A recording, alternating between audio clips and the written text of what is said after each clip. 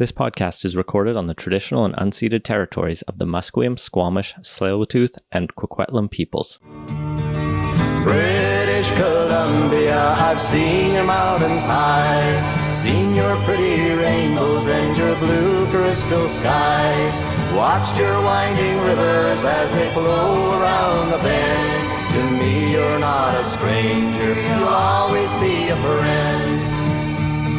Coming to you from the West Coast, this is Politicos. Today is November 18th, 2021, and this is episode 266. I'm Scott Delundeboom. And I'm Ian Bushfield. On today's show, we're going to talk about floods, the floods across the province and the flood of legislation in the House.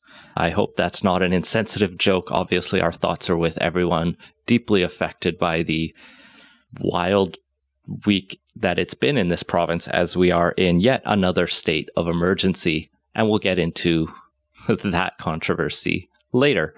First, thank you to everyone who keeps our show going each month. I'm not going to ask you to donate to us right now. I'm going to ask you to donate to any of the many charities that are working to support people out in the valley and affected by these floods. Donate to humane societies and the SPCA that are working to save the animals, especially the livestock in the Fraser Valley. There's a lot of crowdfunders out there. I'll put some links into the show notes. Give what you can, do what you can.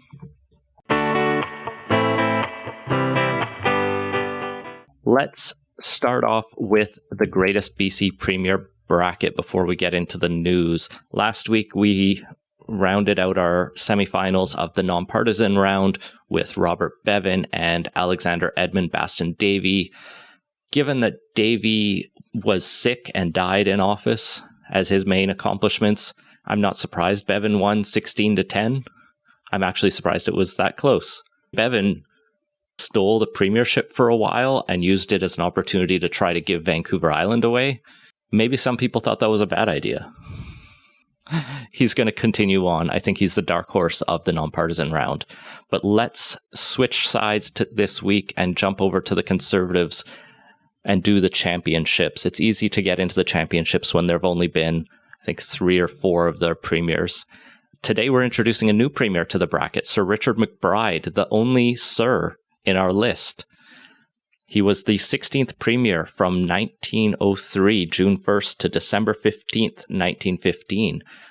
12 years in office, which is actually quite the extent of, I think, the longest serving premier by that point. McBride was the first partisan premier in the province. He had served in Dunsmuir's cabinet during the nonpartisan era and was appointed premier in 1903 and opted to fight the election later that year on partisan lines. He didn't think nonpartisan governments were very stable or effective, and history seems to prove Maybe that. onto something there. Yeah. His first election was a little bit rocky. He ran in 1903, getting 46% of the vote, pretty strong, but that was only 22 seats to the 17 for the Liberals, 2 for the Socialists, and 1 for Labour. It's a narrow majority of 2 seats, but he managed to use that to really springboard to a series of victories in 1907, 1909, and 1912, taking 48%, 52%, and 59.7% in those elections, and his majority rose from 2 seats to, in 1909, he only had, and 1912, there were only 4 opposition members or 5 opposition members in those 2. Resounding majorities that wouldn't be seen again. Or maybe the coalition did one of them, but then like Gordon Campbell level majorities almost. Not quite there, but Richard McBride was unstoppable until he decided to resign. Though his time wasn't clean, it wasn't simple or easy. He came into office, BC had an unstable economy. He had to cut spending, raise taxes. He did introduce various labor reforms. He has a number of legacies across the province, including University of British Columbia, which he pushed for the creation of, and it opened in 1915, right before he resigned. I want to talk, though, about his most notable legacy, which is about the submarines he bought for the province. Do you know the story, Scott? Yeah, just the general outline that as premier during World War I, he thought the one old and not very well equipped naval ship we had on the West Coast was not enough, and that I believe was the HMCS Rainbow. Yeah. And as a result, he figured there's no point waiting around for Ottawa to, do something about that. He was going to have his own navy. Yeah, so Robert Hiltz has a great write-up in the Ottawa Citizen from a few years ago that we'll link to in the show notes. Basically, it was in the lead up to World War I.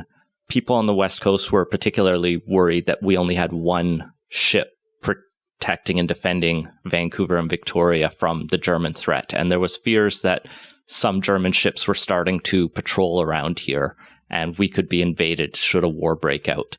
It's probably worth noting that at this point in world history, Germany had some colonial possessions in the Western Pacific. So it wasn't just the case that this was us being paranoid because of what was happening in the Atlantic. Germany was starting to have a Pacific presence. Yeah, and conveniently, the Seattle Construction and Dry Dock Company was building 2 submarines for Chile, but the deal was falling through. And McBride heard about this in the spring or even early summer of 1914 before war was officially declared. And it ended up actually being days before that he reached a deal for these submarines to be bought by British Columbia. Basically, he was not convinced the federal government was going to act fast enough. So he just cut a check for $1.15 million and handed it to the company execs. The concern would be that if war had broken out and the U.S. was neutral, that the U.S. laws would not allow it to sell war equipment to any of the aggressors. So we would not be able to get the submarines. So he had to get them fast. And this ended up being more expensive than Chile was offering for them. So we did not get a good deal on them, but we got 2 submarines. And it's not clear if the plan was always to just give them to the Royal Canadian Navy or if McBride thought somehow maybe we could have our own British Columbia Navy. But when they reached Victoria, they were transferred to the, federal government because BC constitutionally cannot have a military. It turns out that's a federal government power, and that's one that's very well enforced. Yeah, most states don't like their monopoly on force to be undermined at all. So I imagine the federal government was not keen on the idea of a provincial navy setting itself up. Although I do have to say, I admire the spirit of this in a way that is all too often lacking from provincial politicians. The story in the Ottawa Citizen is wild because it's not even there was a bill of sale drafted. It was just the boats got here. They actually snuck out of the U.S., it seems like, and then they literally handed a check. Yeah, but these days, provincial politicians like to blame Ottawa for everything, and then nothing gets done. But no, he just we're going to get some submarines and screw it, let's just go and do it. And that is something that it's a spirit that I'd like to see a little more often in lower levels of government. The story does end on a peak Canadian procurement perennial issue, which is that we had to the federal government launched a royal commission into why we paid so much. And they actually tried to investigate whether Richard McBride personally benefited from this. They cleared him in 1917 when he'd resigned already, but it was a mess. I'll also note, in true fashion, these submarines weren't that great. They were damaged on their transfer in 1917 to the East Coast. They had to go all the way down to the Panama Canal and back up. And ultimately ended up just being training and coastal defense vessels rather than anything really useful. And a few years later, in 1920, we sold them off and they were scrapped in 1925. So they were shit. Well, it just goes to show that Canada's procurement and submarine challenges have a long history. Yeah, so that's the submarine story. McBride also doesn't just have the funny curiosities, right? He was premier for quite a while. He expanded railways, did a lot of others. In the end, the financial woes caught back up to him, and that led to him deciding to resign in 1915, sensing greater conservative unpopularity and, go out on a high. More recently, a lot of stuff has been named after Richard McBride, but that's being reevaluated, particularly schools, as McBride's legacy isn't all funny submarine stories. He had, quote, advocated for a white BC and tried to shut out the, quote, Asiatic hordes. His labor reforms were generally about opposing cheap Japanese labor in the true Dunsmuir fashion. He notably passed a number of anti-Asian bills, including taxing companies that hired Chinese workers. He continued the legacy of denying votes to Asian indigenous people in BC, as well as advocating to continue denying the vote to women. He was a big supporter of the federal Conservatives and urged the Borden government when they were elected to honor a promise to pass legislation against Asian immigration. And he was premier at the time of the Komagatu Maru, which our province had to apologize for. McBride at the time said, "To admit Orientals in large numbers would mean the extinction of the white people." He may have been among the more or most racist of our premiers. This isn't that bracket, but this is the bracket looking at all our premiers, and we've seen quite a few racist ones. After he resigned, he was appointed to be British Columbia's representative to London, where he died a couple years later in 1917. That's Richard McBride. A little bit of an extended because we haven't touched on him, and there is some interesting stuff in there. Up against him is the winner of the first round of the Conservative Premier, Simon Fraser Tolmie. To review, he was the 21st Premier from August 1928 to November 1933. He was the last Conservative Premier ever. He was a federal member of Parliament before that from 1917 to 1928, and he actually served as Minister of Agriculture to the Borden and Meehan governments. He was part of the anti-drug panic in the 1920s, supporting the deportation of Asians convicted of drug laws, and he supported the use of the lash, according to the Canadian Encyclopedia and Wikipedia.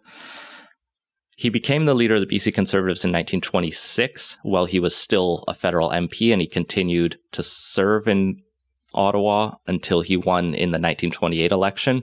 He did well in that election, getting 53% of the vote for his party after the Liberals had struggled. That got them 35 seats to 12 Liberals and 1 independent Labour. As we discussed, though, before, that was not a great time to be elected because the Great Depression hit the next year, and he drew a lot of criticism for his slow response to it. He did also launch a royal commission into how to respond to the tough fiscal situation the province found itself in, and the recommendations came back as we should cut all social programs, essentially, in 1932, which most people thought was a bad idea. This kind of destroyed the party so much so that the Conservatives decided in 1933 to not run candidates, and that turned out to not be an effective strategy, as they lost badly. Tolmie's team ran as unionists, and others who supported the former Premier Bowser, who we discussed previously, who Tolmie beat out for this round, Bowser's ran as non-partisans. I'll just quote the Canadian Encyclopedia here. His lackluster administration gradually disintegrated under the pressure of the Depression and internal squabbles, and was soundly defeated by the Liberals under Thomas Dufferin Patello in 1933. Tolmie would go on to be re-elected for Victoria in Ottawa in 1936, but in a by-election, but he died a year later in office. So you have the submarine buying racist premier versus the guy who destroyed the Conservatives. Vote on our Twitter at PoliticosPod or politicos.ca/bracket. Let's jump into our main segment, the atmospheric river. How are you doing, Scott? We're both fairly privileged and dry, thankfully. Yeah, I'm thankfully in a spot that was not very badly affected. Getting into work on Monday was a challenge, and my car probably went through a lot more water than it's used to, but beyond some minor pooling on the roads, I generally have come out pretty unscathed in this, but unfortunately the same cannot be said for a lot of British Columbians. How are things a little further east of here? Yeah, I'm in Coquitlam, and I'm in a fairly elevated part of town, not right on any waterways. Like, the Coquitlam River is fairly close to me, but it's in a bit of a river valley, like enough so that it's unlikely to ever affect my house, even though I can walk to it in 5 minutes. That river expanded a bit and took damage some of the gravel trails around it, but nothing too major. I think the Maryhill bypass was briefly closed as part of it was underwater, but that drained pretty quickly. And I think even Tuesday or even Monday evening, it was back open for traffic. So like some minor headaches for people in the city, as far as I can tell, and some like very minor park damage that will take some work from the crews in the Tri-Cities to clean up. But absolutely nothing compared to what's happening in the Fraser Valley, what's happening on the highways. The Malahat was closed as well for people on the island, and that, I think, renewed conversations about the decisions around should there be a second road. That was really something, because there was standing water from the looks of it on parts that are not exactly flat. So there must have been a lot of water coming down for that to happen, and there has been some minor washouts taking out one of the lanes on that. Although, thankfully, it was reported today that the overnight closures are not going to be needed anymore, but they'll be operating at one lane alternating traffic for quite a while. Yeah, we're not going to do a full recounting of everything that happened. I think that's been done in quite a few places, and most of you will probably have seen the highlights there. So it's just shocking. Like, it makes you feel so small at the same time as like everything for me is still normal. Yeah, I don't think it's really sunk in for a lot of people here, just what it actually means to have basically the province's highway system partially destroyed. And we're pretty lucky here in the lower mainland, and most people on the island as well. But that is our link to the rest of Canada, and right now there isn't one, and that's pretty bad in a lot of ways. And I think hopefully they'll get those up and running, and there's signs that the Crow's Nest will open in a day or two. But if that doesn't get cleared pretty quick, and the Coquihalla is not getting fixed quickly, the damage is extensive on that. It's going to start causing some pretty bad problems here in the lower mainland, and particularly in the interior. We're cut off from the rest, but there are parts of the province right now that are cut off from both the east and the west. Yeah, that was definitely the problem, even in Mission and some Fraser Valley communities for a while. Like, even getting Highway 3 open, that's not a great transportation route. I've driven that many times, and it's a fun, scenic drive, but it is a treacherous, windy mountain road that often goes down to 2 lanes, one each direction. And so putting a lot more trucks on there is just not ideal, but it's the only road we have that's not totally fucked. And I'm just worried about what happens between now and the weeks and months it takes to get more lanes open on more roads. Yeah, right now we have, $500 million of goods sitting in the Port of Vancouver that can't move eastward. But more concerningly is there are parts of the interior that aren't getting their regular supplies coming in. And that's a problem because they need food and other necessities. And without ways in or out, that becomes a problem pretty quick. Yeah, I have read some reporting that efforts are being made to make sure stuff is getting shipped in from Alberta, and obviously it's easier to bring it from the port, but there are other supply lines, at least. Unfortunately, this is against a pandemic that had already strained them, and a few other disasters that we've had this year. It's not been great. No, this has definitely been a rough... this year particularly rough on the natural disaster side, but yeah, the last 2 years have been not great on BC in terms of ongoing emergencies. Let's pivot to the political angle. And I think the place to start is like in how the state of emergency was declared, which was yesterday afternoon, technically at noon, even though the flooding and damage started on Monday. We're in a weird... It actually started Sunday night. Yeah. I think I saw the first reports of mudslides or washouts were coming in late Sunday. And so we're in a weird situation where the premier is semi on leave for illness, right? John Horgan is still battling cancer and is not at full capacity. And so Mike Farnworth is in a deputy/acting premier role, and the Minister of Public Safety and Emergency Preparedness, as well as Solicitor General. Like, he's the guy who had to respond to this, even if he wasn't also the acting premier. Nevertheless, it's still like an undecided question on Monday and Tuesday whether the province would declare an emergency, and then we're going to have a cabinet meeting and then decide. And it's pretty clear this is what the act is designed for. Yeah, so let's just pause and think about where we were on Monday. You had Abbotsford underwater. You had a huge chunk of our province's agricultural land and the places where we get a decent chunk of our food underwater with livestock and crops destroyed. You had entire town that was under an evacuation order. You had several towns that were just entirely cut off from the rest of the province. Several highways and not to mention both major railways were damaged to the point of not being operational.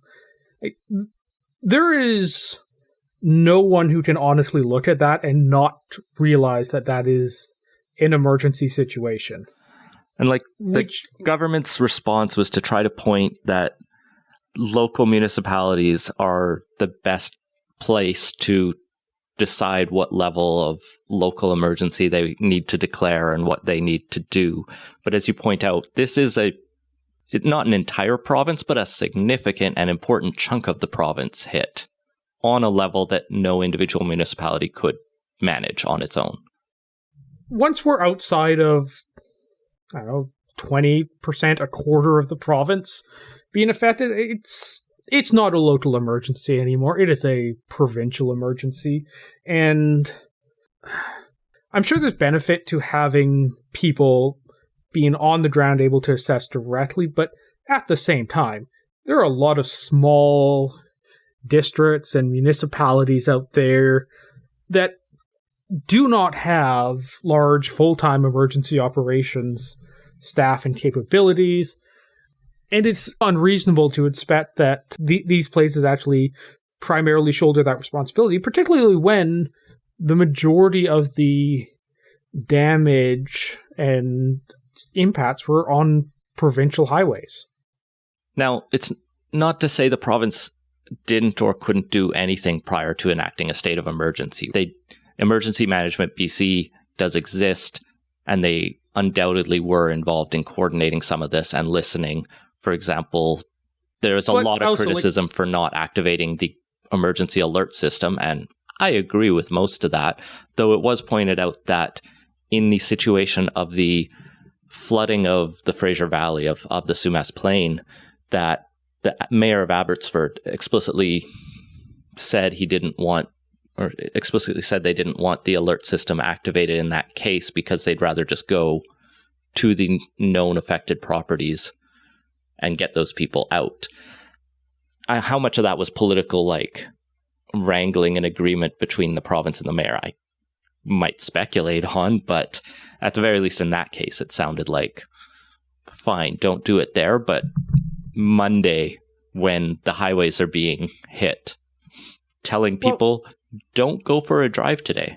Not just Monday, Sunday. That's the thing is, Washington State and Alberta both put out warnings advising people to avoid traveling on the highways. And I don't know about Alberta, but Washington State was also putting out flood watches at the same time. And you got to wonder, where is our province on this? And they appeared to be asleep at the switch. I think we had some of the standard warnings and alerts, but nothing that rose to the level of really getting people's attention. Like, we had rainfall warnings from Environment Canada, and I imagine there were some light advisories that I don't know where to find. Yeah, that's the thing there's a couple things in there.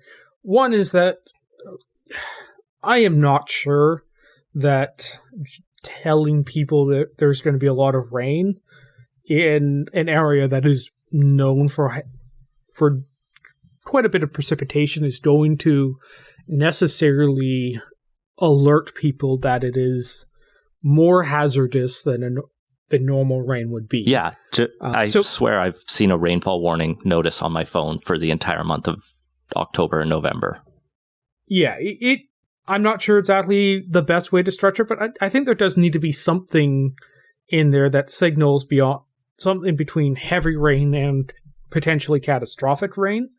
Those rainfall warnings, that there is a point to them. It's not like the government is crying wolf on this one, because in those cases you can definitely get localized flooding and whatnot, and areas that do not drain particularly well can get into people's homes and basements and stuff, and that's a concern, and that's reasonable for the weather service to alert people of. But you do need something to alert people to the next step above that, and that's something that's probably on Environment Canada on their forecasts and stuff. But there's also the province's side on that, and of understanding the potential impacts on rivers and infrastructure, and that just apparently did not happen, or if it did happen, it didn't then make the final step. And that was one failure. And then once the situation started to unfold, the public safety ministry or particularly the public safety minister, the public point person on this, just seemed uninterested or unwilling to fully grapple with his role as the responsible person in government for this whole situation. Which is not, like, it might be forgivable or understandable, or maybe you could, like, slap him on the wrist for it if this was the first disaster that was handled this way in the year and not the second or third. The heat dome presented these exact same criticisms in late June, and we had all the same stories about, hey, BC has never used the Alert Ready cell phone alert system. Ontario's used it 200 times, which might be a bit excessive in 2 years, but there's a middle ground where we could probably use it. I don't think anyone could look at the time since 2017 and think, BC has just not had any emergencies since 2017.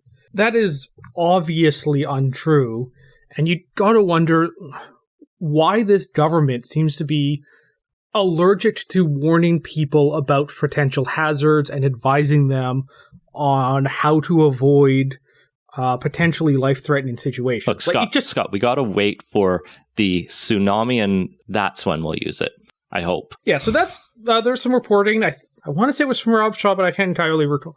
Back around the heat dome, that basically revealed the current government policies to only use it for a tsunami, which is insane because, as we have so clearly witnessed in the last couple days and earlier in the summer, that is not the only hazard that British Columbians face.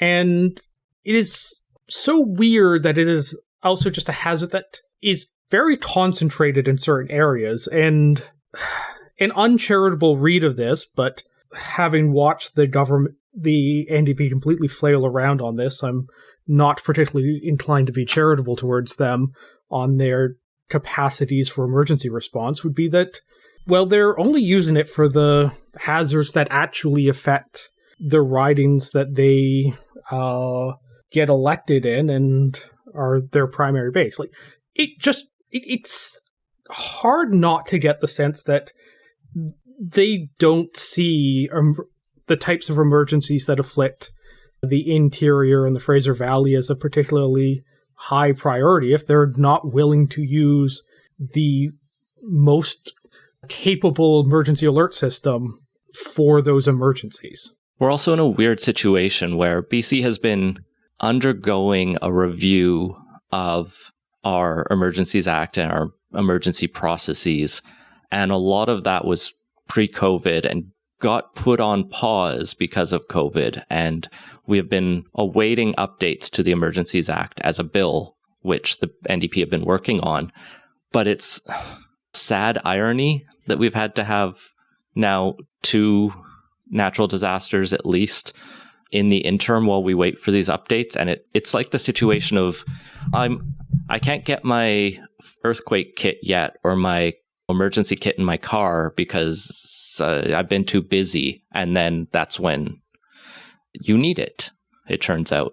That's not to say we should have rushed the reviews and the updates. And obviously the pandemic took priority, but it sucks. We really need to review this. And I hope we're learning from these situations, because if we understand climate change, this is not going to be the last chaotic incident to hit our province. Well, no, yeah, I know what you're going to say. We're obviously not learning.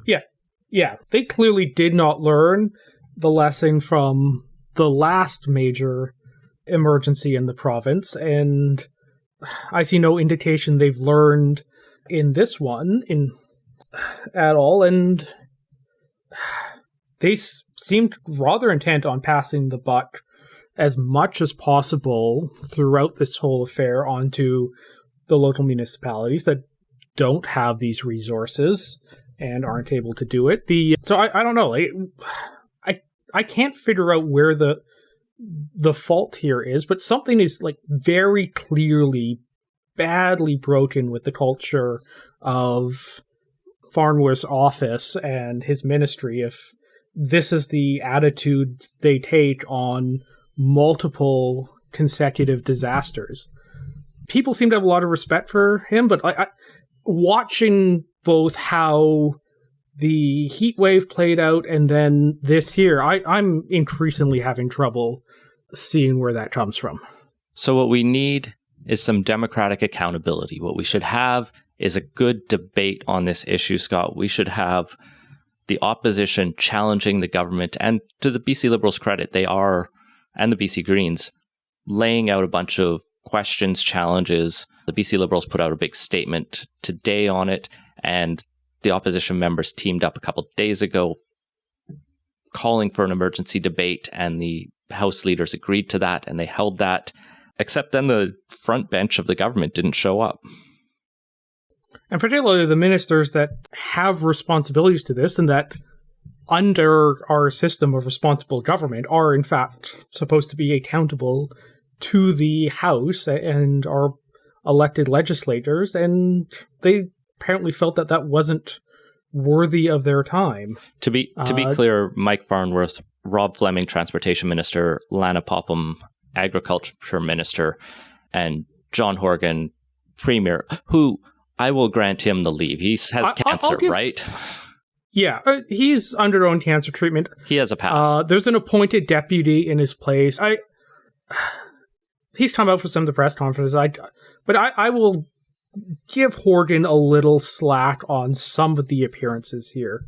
But so here's the question. But ultimately stops with him, and if he's unable to make it for understandable reasons, his deputy should be there in his place. So here's the question. Here's the defense I can imagine that would be put out, is that the ministers are doing their jobs. They're busy working with their departments, responding to the issues, listening to their constituents. They don't have time for partisan politicking in the House.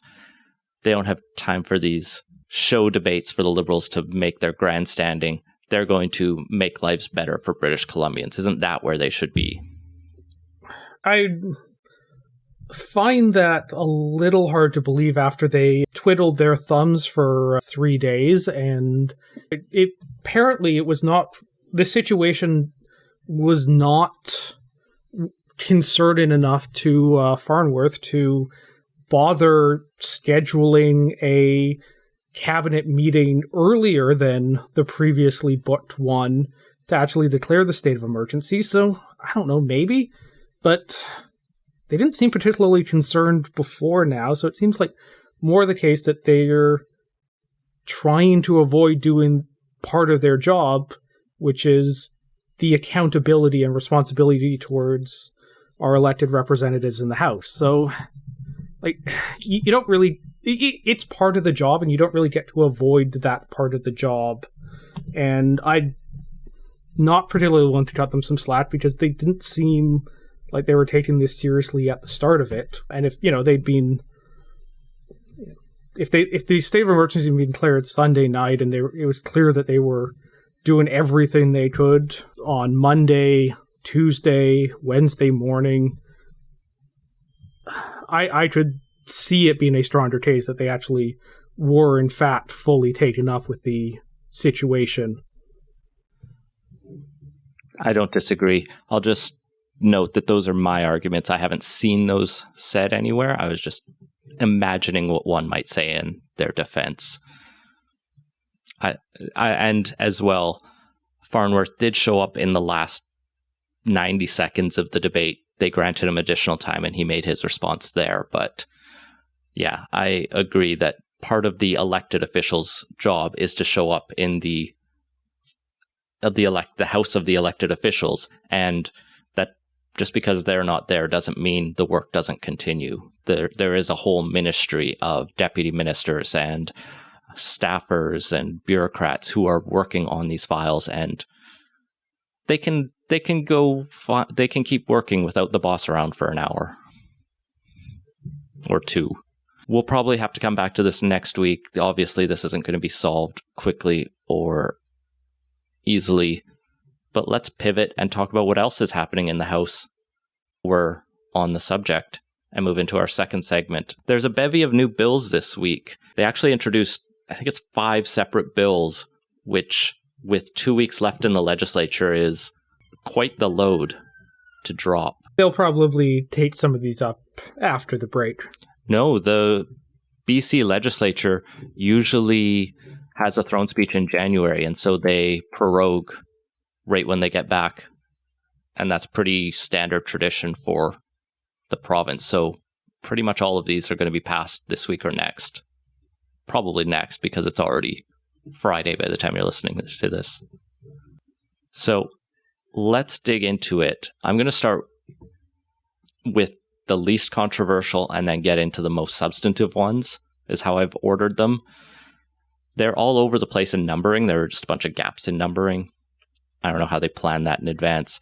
Bill 18, up first, the Human Rights Code Amendment Act. This act would add Indigenous identity as a protected ground to the BC Human Rights Code. This is something that has been called for by some groups. Realistically, it wouldn't make deep substantive changes to how human rights are protected, because the tribunals have generally found that this is related enough to ethnicity and race, which are already protected. Yeah, that's what I thought when I looked at this. Does this really actually add anything, just because those were already covered off, and this just seems a subset of that? I think it's about prioritizing and really just centering that Indigenous identity is a common form of discrimination. Like I said, many human rights advocates have called for this to be enumerated to highlight that, and it doesn't harm, and I think it's a positive. At the same time, they announced a second kind of bill around Indigenous rights, which is Bill 29, the Interpretation Amendment Act. So this will amend the Interpretation Act to emphasize that the rights of Indigenous people, as protected under Section 35 of the Constitution and in the UN Declaration on Rights of Indigenous People, needs to be considered when interpreting all other laws in BC. The Interpretation Act is a thing basically every Westminster government has, as far as I can tell, that just basically says, here's how to read everything else we've written. And now it says, make sure to also consider these things. This is a follow-up to the bringing UNDRIP into BC law. It's just further cementing that. Similarly, I don't think it's too controversial or likely to be too controversial. Next up, Bill 30. I think both of those were David Eby bills. This is also a David Eby bill, the Attorney General Statutes Amendment Act, which is a omnibus Attorney General bill that does 2 major things. Number one, it extends a bunch of the COVID measures so that instead of expiring at the end of this year, they will expire at the end of next year. This lets the courts still continue to do things like remote witnessing of key legal documents, hold proceedings remotely, and support some other public health orders. Again, not controversial stuff. I think everyone's going to agree that's probably pretty reasonable. If anything, I would support making remote witnessing of legal documents a permanent feature, because why not? This will also amend some of how judicial compensation is determined in BC. I don't know anything about this, but it's going to try and streamline it. And so if you're a judge, you may get your pay changed slightly differently, hopefully for the better. The two substantive ones I will really want to talk about, those are all substantive in different ways, but the two more controversial ones potentially. First up, Bill 20, the Access to Services COVID-19 Act. This is the protest bubble zone law that we were promised. And it's actually a pretty short bill. It's only probably about 2 or 3 pages if you print it off. This is the one that says if you're protesting around hospitals, schools, or COVID testing sites or vaccination sites, you could get arrested now. So to get into it specifically, the bill will create quote-unquote access zones of the following facilities and within 20 meters of either the boundary of that facility or the entry and exit. So it's COVID-19 testing sites, vaccination sites, named hospitals, schools, and just any other facilities the government names. And in those zones, you are not allowed to impede access or egress, physically interfere or disrupt the provision of service, intimidate or attempt to intimidate anyone, nor participate in a gathering whose participants do any of the above. It does not apply to anything said or done in the course of a person's work, which is a vague clause. It doesn't apply to anything said or done in an access zone for a school if it's in the course of an educational program. It doesn't apply to anything prescribed in regulations, and it doesn't apply to legal strikes, lockouts, or pickets. That is strikes that are defined by the Labor Relations Board. So wildcat strikes. Right. So if the COVID testing people go on strike, that wouldn't exactly be against this particular provision. Although they would almost certainly be essential workers and legislated back to work, I would presume. But, but if you had janitorial staff at the hospital, perhaps. And that was one of the concerns many people raised about the possibility of this bill is this could be used to crack down on job action or potential job action. And here the government has explicitly said at least quote unquote legal job action will be permitted. That anything said or done in a course of a person's work bit is interesting. Does that mean if someone gets paid to protest, they are technically in the clear because that is done in the course of that person's work? That's what was confusing to me. So I read the bill, and like I said, it's not long, but it says under Section 2.3, this section does not apply in relation to any of the following: anything said or done in the course of a person's work. It doesn't define work. I would assume being compensated for performing some activity would qualify as work under a normal definition.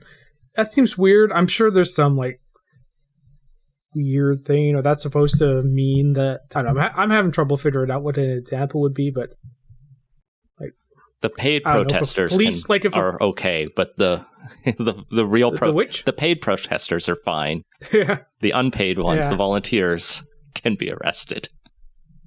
I don't know. Maybe if the police have to shut down access to a site for some emergency or something, maybe that's supposed to be the thing that avoids that. Either way, it's weird and it feels loophole-y, even if it may not be. It's probably something for the opposition to ask about if they are supportive of the bill.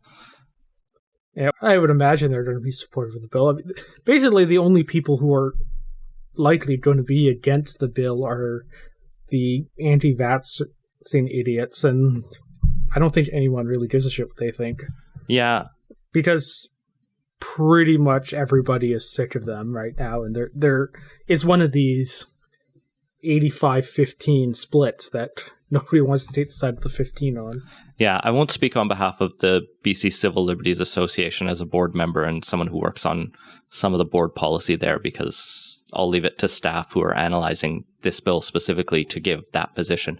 I will say that the BCCLA in the past supported the Access to Abortion Services Act, which sets out bubble zones around abortion provisions as a reasonable limit, because there is a civil liberties argument that shutting down the right to protest is a pretty fundamental intrusion on free speech in a civil society. So where it is done very narrowly, but that draws my attention to another thing, which is that this doesn't explicitly say you can't protest. It says you can't impede access, you can't physically interfere or disrupt the service of provision, and you can't intimidate people. Presumably some protests are viewed as intimidating, but not all. And I'll compare it. The Access to Abortion Services Act actually specifies different grounds for what are prohibited.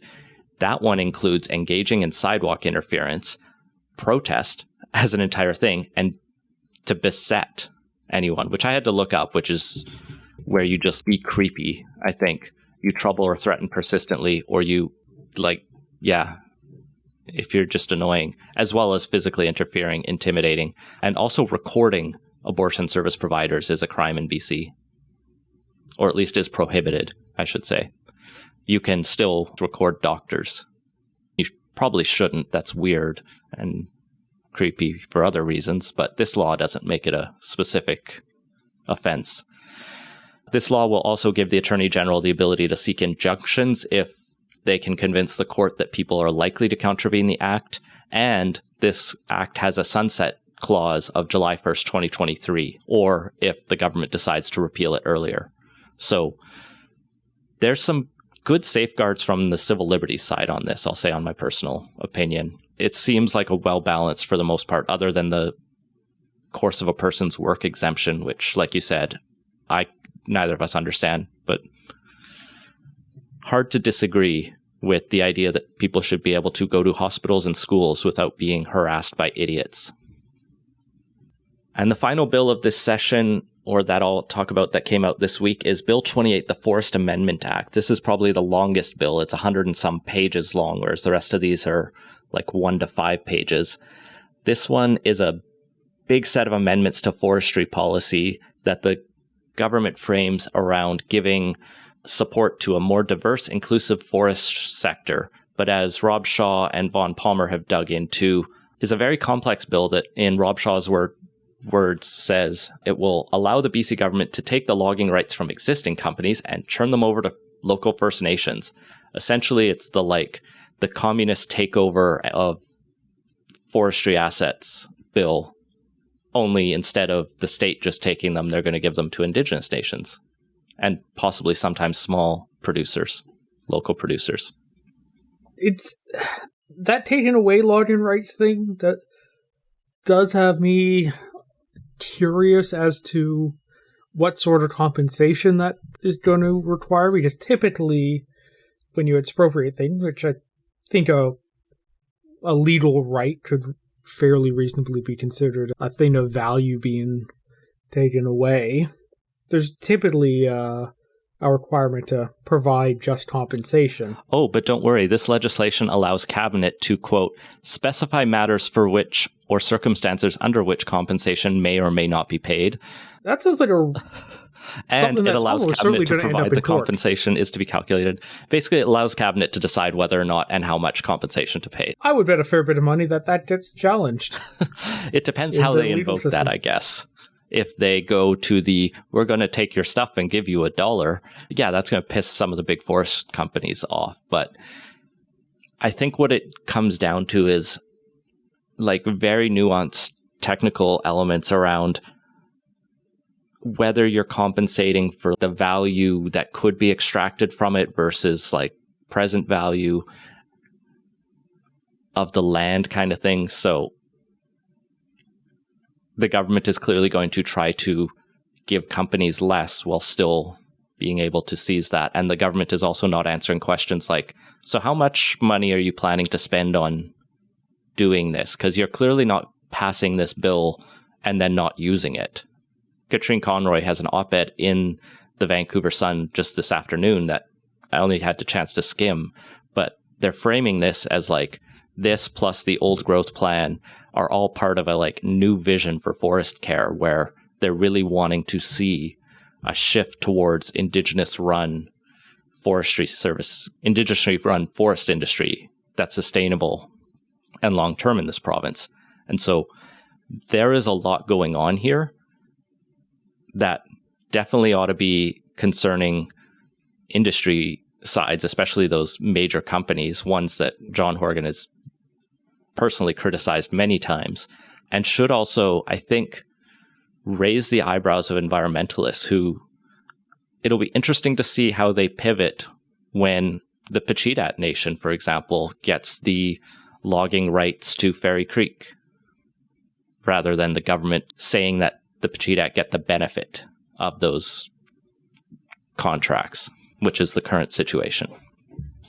Well, that's always been a tension with the environmentalist movement, and particularly the divide between the NDP's blue-collar working base and the urban middle-class type, or the young urban professional base of the NDP. And it's one that I don't think, it's a square they haven't quite circled, but this at least seems to take that off their plates and shift the focus elsewhere. But the fact that the Pacheedaht First Nation wanted to do the logging in Fairy Creek didn't exactly seem to calm the protesters at all, so I don't think that's likely to change after this, even if it gets a little harder to make this a political issue. Yeah, as we've said many times on this podcast, forestry is not our niche. It's not the area we know tons about, but I am super curious as we start to see the fog lift on what the NDP actually want to do with this file that they've been criticized for inaction on for so long. Turns out they have some big ideas, and what BC forestry looks like in 5-10 years might be significantly different from where we're at. Yeah. Now, I believe there's been some criticisms around what the actual job impacts are going to be on this, and I expect that is going to probably take center stage on this, with just how many forestry jobs this plan is going to cost. So expect a fair bit of controversy going forward, I think. Moving on to quick takes. First up, I would just want to flag this because it's a evolving breaking story today. The arrests are happening again in the Wet'suwet'en territories between the Gitametan clan, who issued an evacuation order earlier this week to Coastal GasLink to leave the territory, and the RCMP, who are once again enforcing injunctions against protesters and Indigenous people on the Coastal GasLink pipeline. Coastal GasLink is claiming 500 workers were trapped behind the lines. The Gitametan say that those workers were not informed by Coastal GasLink that they wanted them out, and so it's a standoff and arrests are happening, and it's that perennial headache from the last couple years for the government, where they are caught in the middle between conflicts somewhat within the nations up there, as well as their own commitments to try to develop natural gas in this province. So we'll potentially be touching more on that next week, depending how things evolve. But I'll throw some links in the show notes for anyone wanting to read more. Moving on to Ottawa, the seemingly ever-present question of Aaron O'Toole's future had a new development this week as Senator Denise Batters put forward a petition to trigger a leadership review of Aaron O'Toole. The subsequent response from the Conservative leadership was to remove the senator from caucus, which seems to a bit of an overreaction. Like it is a part. Yeah, the parties exist to be more than just extensions of the leader. So having someone removed just because they wanted a leadership review seems a bit excessive, particularly since the Conservative Party is subject to the Reform Act provisions they voted on a couple weeks back.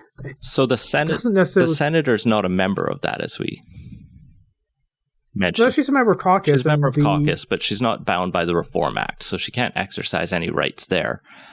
I thought the Reform Act applied to all of caucus, not just... No, we went over this. It went just to House members. Just to House members. Okay. Only the Conservatives have senators in their caucus, though, at this point. So I'll give credit to Batters for doing more than a change.org petition. Her petition, membersvote.ca, is actually within the bylaws of the Conservative Party. They need 5% of members in 5 provinces to sign the petition. I don't have no clue if they're going to get that, but it is a pretty open challenge to the party leadership. And I imagine caucus has, even if she doesn't have the Reform Act to rely on, other mechanisms to challenge leadership rather than like openly throwing knives. That said, I don't know whether keeping him or throwing him out was the better idea. What's also interesting is CBC is now having... cut that first. What's interesting is Batters says on Twitter she found out she was fired by a voicemail. I just thought that was hilarious.